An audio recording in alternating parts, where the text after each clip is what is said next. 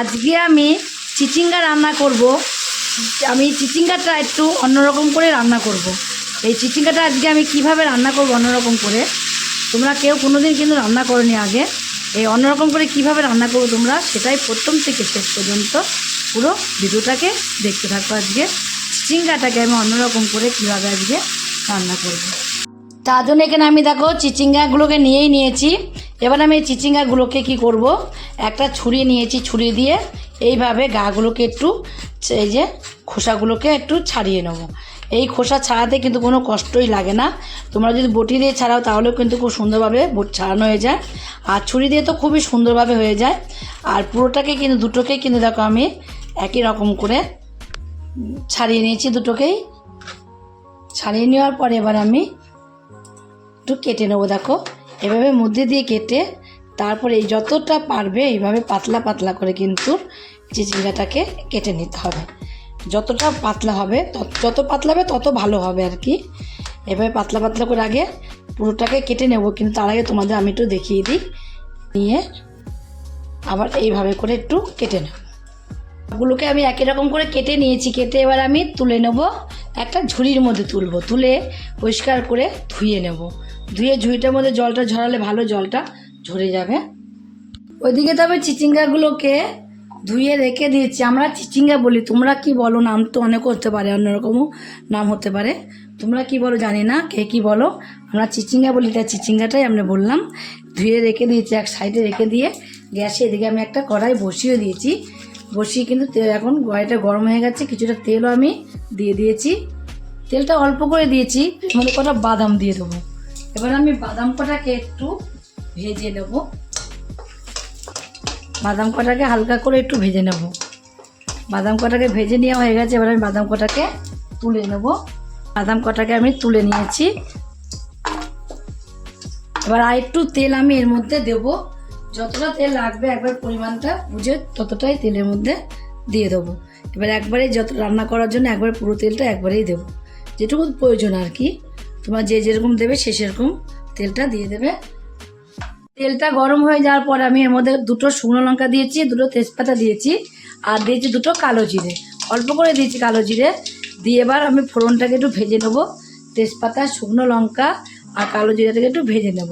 ভেজে নিয়ে এবার এর মধ্যে যখন ভাজা হয়ে যাবে তখন এর মধ্যে দিয়ে দেবো আমি কেটে ধুয়ে জল ঝরাতে দিয়েছিলাম। দেখো একটা করে কিন্তু জল নেই, সেইভাবে কিন্তু ঝুড়ির মধ্যে রেখে দিয়েছিলাম।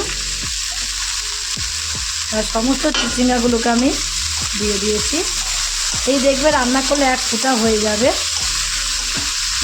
তো আমি এর মধ্যে দিয়ে দেবো লবণ। রান্না করলে এটা একদম কমে যাবে, যখন দেখবে আমার মজে যাবে যে একদম কিন্তু কমে যাবে, তাদের লবণটা কিন্তু সামান্য করে দিতে হবে। দিয়ে কিছু সময় ঢাকা দিয়ে রেখে দেবো। ওদিকে দেখো আমি চিচিঙ্গা থেকে তো একটুখানি মজাতে দিয়ে দিয়েছি লবণ দিয়ে। মজাতে দিয়ে যে বাদামগুলোকে আমি ভেজে নিয়েছিলাম সেই বাদামগুলো এর মধ্যে নিয়ে নিয়েছি, নিয়ে একটু গুঁড়ো করে নেবো। আমি বাদামগুলো গুঁড়ো করে আর সাইডে রেখে দিয়েছি। এখানে দেখো তোমাদের বললাম না লবণ দিলে দেখবে কতটা মজে যাবে। দেখো লবণ দিয়ে কেমন মজে গেছে আর কীরকম জল বেরিয়ে গেছে। দেখো কিন্তু আমি প্রথমে দিয়েছি আর লবণটা দেবো না। এবার এর মধ্যে আমি দিয়ে দেবো অল্প করে একটু হলুদের গুঁড়ো। দেখতে পাচ্ছ অল্প অল্প জল আছে, অল্প অল্প জল আছে বলে এর মধ্যে আমি অল্প একটুখানি জিরের গুঁড়ো দিয়ে দেবো। জলের মধ্যে অল্প একটু জিরের গুঁড়ো দেবো, আর কোনো মশলা আমি এর মধ্যে দেবো না। এবার জিরের গুঁড়োটাকে দিয়ে একটুখানি আমি এভাবে একটু কষিয়ে নেবো। চিচিঙ্গাগুলোকে কষাতে কষাতেই দিয়ে দেবো কটা আমি এখানে ছোলা ভিজে রেখেছিলাম, কাঁচা ছোলা। কাঁচা ছোলাগুলোকেও এর মধ্যে দিয়ে দেবো। আর কাঁচা ছোলাগুলো দিয়ে আর চিচিঙ্গা দিয়ে আমি একটু কষিয়ে নেব, যেন জিরের গন্ধ না লাগে, সেইভাবে একটু কষিয়ে নিতে হবে। তবে চিচিঙ্গা কষাচ্ছি। এদিকে দেখো বাটির মধ্যে আমি 1 চামচ এখানে ময়দা নিয়ে নিয়েছি। ময়দার মধ্যে অল্প একটু জল আমি দিয়ে দেবো। অল্প একটু জল দিয়ে এই জলটা দিয়ে ময়দাটাকে আমি এইভাবে একটু গুলিয়ে নেব। এভাবে গুলিয়ে নেব। গুলিয়ে নেওয়ার পরে আর একটু জল আমি দেবো। এর মধ্যে আর একটু জল লাগবে, খুব ঘন হয়ে গেছে, একটু পাতলা একটা ব্যাটারটা তৈরি করতে হবে। তাই আর একটু জলের মধ্যে দিয়ে দেবো। আর একটু জল দিয়ে এবার ব্যাটারটাকে আমি এভাবে পাতলা করে রেডি করে নেবো। এদিকে ব্যাটারটা রেডি করতে করতে আমি জিরের গুঁড়োটা দিয়েছিলাম, যে দেখো তরকারির মধ্যে এখন জিরের গুঁড়োটা কিন্তু টেনে নিয়েছে, জলটা যে ছিল জলটাও কিন্তু টেনে নিয়েছে। এবার এই ব্যাটারটা আমি এর মধ্যে দিয়ে দেবো। এর মধ্যে দিয়ে এবার ময়দাটাও কিন্তু আমি এর সাথে দেখো মিশিয়ে দেবো।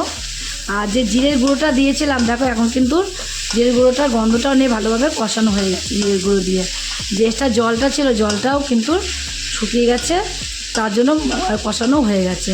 এবার আমি এই ময়দার ব্যাটারটাকে দিয়েও কিন্তু একটুখানি সময় কষিয়ে নেবো। তাহলে এর মধ্যে কিন্তু দেবো না, যেটুকু সিদ্ধ হওয়ার একদমই সিদ্ধ হয়ে গেছে। যদি পালের মধ্যে একটু চিংড়ি মাছ দিয়ে দেবে, আমি আর চিংড়ি মাছটা দিলাম না, তাকে কমিয়ে কমিয়ে কিন্তু এটাকে নাড়া দিয়ে দেবো। এখন কিন্তু আমি তোমাদের কিছু সময় পরেই দেখাচ্ছি। এখনও আমি ময়দা দিয়েও কিন্তু একটু অনেক সময় নাড়াচাড়া দিয়ে নিয়েছি, যেহেতু গ্যাসটা কমিয়ে রেখে দিয়েছিলাম বলে দেখো এটা 3-4 মিনিট হয়ে গেছে নাড়তে নাড়তে নাড়তে। এখন একদমই কিন্তু যেটায় ছাড়া ছাড়া ভাব ছিল সেটা কিন্তু ছাড়া ছাড়া ভাব নেই, একদম দেখো গামাকা গামাকা হয়ে গেছে। ময়দাটা দেওয়াতে কিন্তু গামাকা গামাকা হয়ে যাবে, আর মনে হবে কি না কি দিয়েছি। আর শুধু যদি রান্না করতে যাও তাহলে একটু ছাড়া ছাড়া ভাব চলে আসে। এবার এর মধ্যে আমি দিয়ে দেবো অল্প করে চিনি। চিনিটা কিন্তু অবশ্যই এর মধ্যে দেবে, চিনিটা না দিলে কিন্তু টেস্টটা তোমাদের আসবেই না, যে চিচিঙ্গা খাচ্ছি না কী খাচ্ছি তোমরা বুঝতে পারবে না। চিনিটা দেওয়াতে টেস্টটা অনেকটাই বেড়ে যাবে। আর তোমরা যদি চিনি না দাও তোমরা এর মধ্যে চিনির বদলে একটু গুঁড়ো দিয়ে দিতে পারো।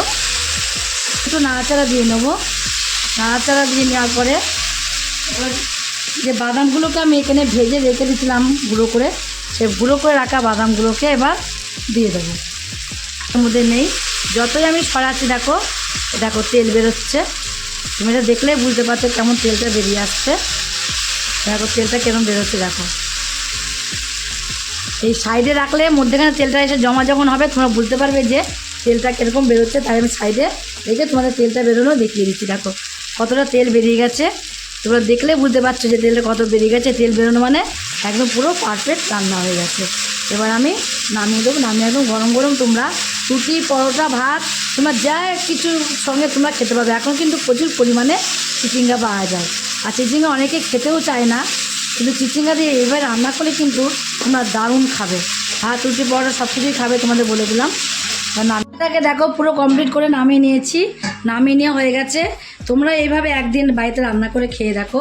যদি এই রেসিপিটা তোমাদের কাছে ভালো লাগে, আর তোমরা যদি ফেসবুক থেকে দেখো ফেসবুকের পেজটি ফলো করে দেবে, যদি ইউটিউব থেকে দেখো ইউটিউবের চ্যানেলটি সাবস্ক্রাইব করে দেবে, পাশ থেকে বেল আইকনটা প্রেস করতে ভুলবে না। তাহলে নতুন নতুন রেসিপিগুলো তোমাদের কাছে তাড়াতাড়ি পৌঁছে যাবে। আমার চ্যানেল কত বন্ধু হয়ে থাকো সাবস্ক্রাইব করেনি প্লিজ সাবস্ক্রাইবটা করে দেবে। সবার আগে তোমাদের কাছে নোটিফিকেশন ঢুকে যাবে। ছোট্ট করে লাইক করো, কমেন্ট করো, অনেক অনেক শেয়ার করো। নমস্কার বন্ধুরা, দেখা হবে আবার পরের রেসিপিতে।